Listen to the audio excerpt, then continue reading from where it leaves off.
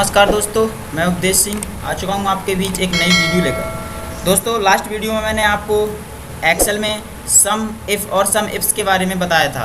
दोस्तों इस वीडियो में मैं आपको काउंट इफ़ और काउंट इफ्स के फार्मूले का यूज़ करके बताने वाला हूँ। किस तरीके से दोस्तों हम काउंट इफ़ के फार्मूले का यूज़ करते हैं, चलो दोस्तों आइए जानते हैं। दोस्तों मेरे पास एक एक्सेल शीट पड़ी है। दोस्तों इस एक्सेल शीट में मेरे पास कुछ डाटा पड़ा है। यहाँ पर ट्रांजैक्शन टाइप पड़ा है, जैसे ऑनलाइन हो गया, कैश और ऑनलाइन और डेबिट कार्ड, ये हो गया ट्रांजैक्शन टाइप।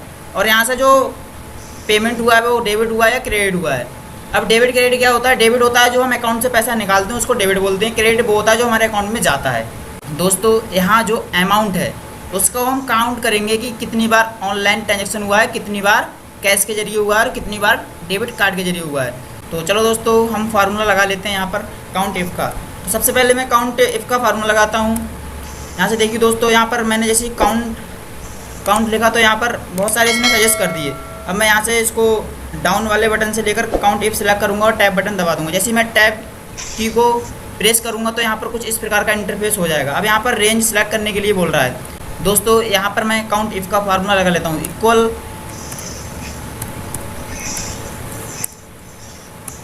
देखिए दोस्तों मैंने यहाँ पर काउंट इफ लिखा है, इसने सजेस्ट कर दिया। मैं टैब बटन दबाऊंगा, ये ऑटोमेटिक ही ब्रैकेट ओपन कर लेगा। अब यहाँ पर रेंज दे रहा है, तो रेंज मुझे क्या करना है, ट्रांजैक्शन टाइप सिलेक्ट करना है, क्योंकि मुझे देखना है ऑनलाइन जो पेमेंट हुआ है वो कितनी बार हुआ है। तो सबसे पहले मैं ट्रांजैक्शन टाइप को सिलेक्ट करूँगा और सिलेक्ट करने के बाद जैसे ही मैं यहाँ पर कॉमा लगाऊंगा, कॉमा लगाने के बाद ये क्राइटेरिया दे रहा है। अब क्राइटेरिया मुझे क्या देखना है, ऑनलाइन देखना, तो मैं ऑनलाइन को सिलेक्ट करूँगा और यहाँ से ब्रैकेट क्लोज करूँगा और एंटर मार दूंगा। जैसे ही मैंने यहाँ से ब्रैकेट क्लोज करके एंटर मारा तो इसने काउंट करके दिखा दिया जो ऑनलाइन ट्रांजैक्शन है वो कितनी बार हुआ है, 5 बार।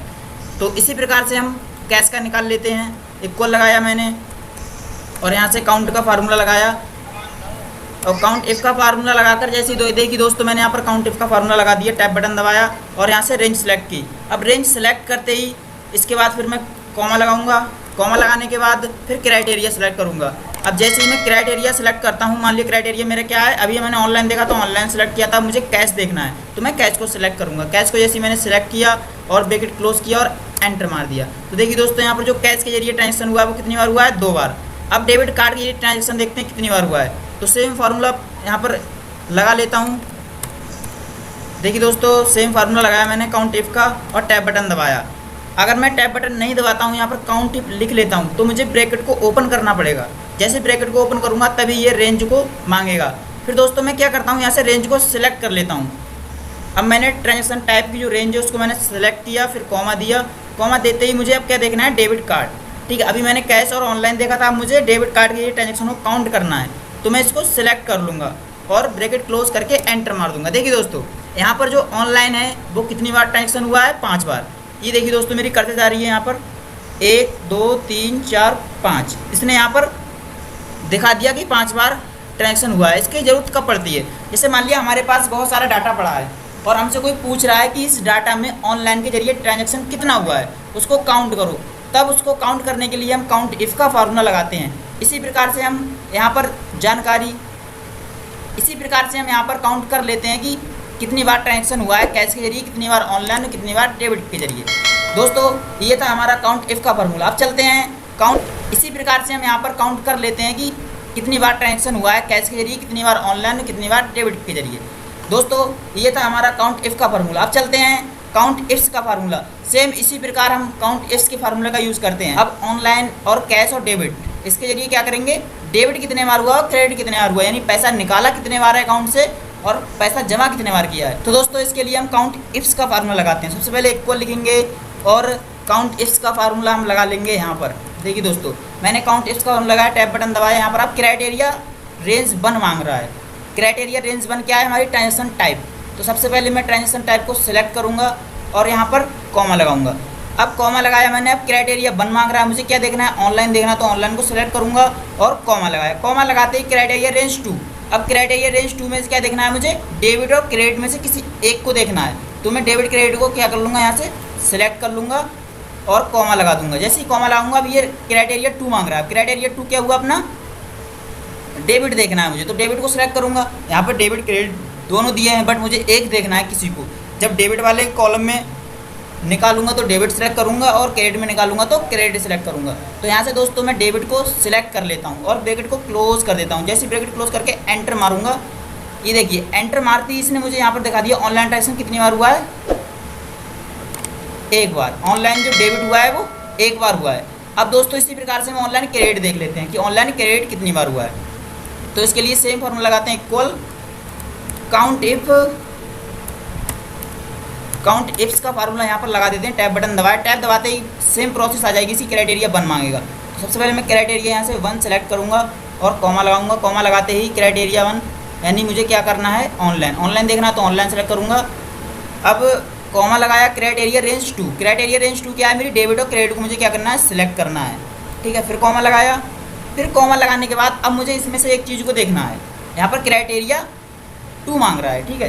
क्राइटेरिया 2 का मतलब है क्राइटेरिया रेंज 2 सेलेक्ट की थी मैंने। अब यहाँ से मुझे डेबिट और क्रेडिट में से किसी एक को देखना है, तो मुझे क्या देखना है, क्रेडिट को देखना है। तो मैं क्रेडिट सेलेक्ट करूँगा और ब्रैकेट क्लोज करके यहाँ पर एंटर मार दूँगा। जैसे देखिए दोस्तों मैंने यहाँ पर एंटर मारा, इसने शो करा दिया कि क्रेडिट ऑनलाइन के जरिए क्रेडिट कितना हुआ है, 2 बार हुआ है और डेबिट 1 बार हुआ है। अब दोस्तों यहाँ पर देख लेते हैं, क्रेडिट सिर्फ 1 बार हुआ है फर्स्ट वाली रो में।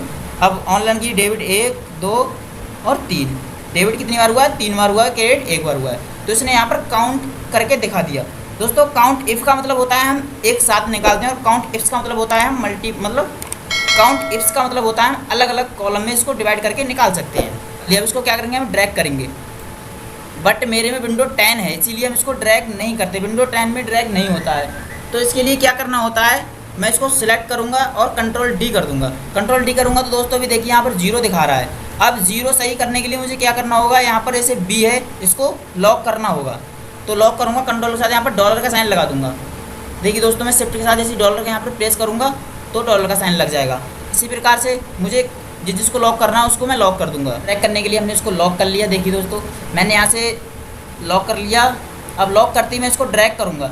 मेरे इस लैपटॉप में विंडो 10 है इसीलिए ड्रैग नहीं हो रहा है। तो मैं इसको सिलेक्ट करूँगा और सिलेक्ट करते ही कंट्रोल डी दूंगा। कंट्रोल डी देते ही ये ड्रैग हो गया, ठीक है। अब कैश के जरिए डेबिट कितनी बार हुआ है, 1 बार हुआ और डेबिट कार्ड के जरिए 4 बार हुआ है। डेबिट कार्ड क्या होता है, मान लीजिए इसको हम एटीएम कार्ड बोलते हैं, उसको हम डेबिट कार्ड भी बोलते हैं, ठीक है। अब मैं इसी प्रकार से इसको भी लॉक कर लूँगा। तो इसी प्रकार हम इसको यहाँ से लॉक कर देते हैं। दोस्तों अगर हम सिंगल को लॉक करके यहाँ से ड्रैग कर देते हैं तब हो जाता है, बट मेरे में विंडो अपडेट वर्जन का है इसीलिए यहाँ से ये ड्रैग नहीं ले रहा है। तो इसके लिए मैं इसको भी लॉक कर लेता हूँ। दोस्तों यहाँ पर मैंने डॉलर का साइन लगाकर इसको क्या कर लिया, लॉक कर दिया। अब लॉक करते ही मैं इसको एंटर मारूंगा। एंटर मारते ही दोस्तों यहाँ पर जैसे मैं करूँगा, ये आप देख रहे हैं यहाँ पर एक पॉइंट बन के आ रहा है, ठीक है। मेरी कर्सर है इसके ऊपर, जैसे मैं करूँगा तो यहाँ पर ये प्लस का एरो है, ये थोड़ा पॉइंट बन के आएगा, ठीक है। बट मेरे में क्या है, ये विंडो 10 के कारण ये नहीं हो रहा है। तो मैं इसको सिलेक्ट करूँगा और कंट्रोल डी दूंगा। जैसे मैं कंट्रोल डी दूंगा ये automatic he drag on down हो जाएगा, ठीक है। अब दोस्तों यहाँ पर 0 आ रहा है, यानी जो हमारा डेबिट कार्ड के जरिए क्रेडिट नहीं हुआ है, क्योंकि हम एटीएम कार्ड के जरिए पैसा जमा नहीं कर सकते हैं, सिर्फ निकाल सकते हैं, इसीलिए यहाँ पर ये 0 दिखा रहा है। तो दोस्तों इस प्रकार से हम काउंट इफ्स के फार्मूले का यूज़ करके अलग अलग ट्रांजेक्शन को डेबिट क्रेडिट काउंट कर सकते हैं। तो दोस्तों आपको ये जानकारी कैसी लगी, आप कमेंट सेक्शन में कमेंट करके ज़रूर बताएं और वीडियो को लाइक करना और चैनल को सब्सक्राइब करना ना भूलें। बने रहें चैनल पे, इसी प्रकार मिलते हैं नेक्स्ट वीडियो में। धन्यवाद, जय हिंद दोस्तों।